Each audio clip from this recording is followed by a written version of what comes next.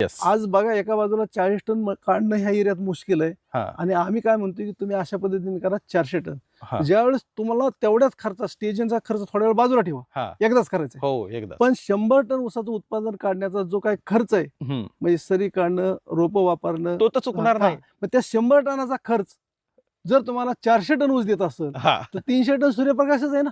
अर्थात. त्याचा काय पैसे, ते तर परमेश्वराने दिलेलं गिफ्ट आहे. हा? साहेब, हा 8+ ह्याचा पीएच आहे जमिनीचा बर. आणि पाण्याचा जवळजवळ 1300 TDS आहे. अरे बापरे. बर. म्हणजे ह्याच्यावरती सुद्धा आम्ही धाडस का केलं की आम्हाला हे समजलं होतं सूर्यप्रकाश हाच ह्या ऊसाचा श्वास आहे. बर. काय मित्रांनो, हा. शेतकरी बंधूंनो, हे खर्चिक आहे, पण तुम्ही ह्याच्यापासून लांब जाऊ हा. नका. खर्च तुमच्या लेवलला मिनिमाइज करा. हा.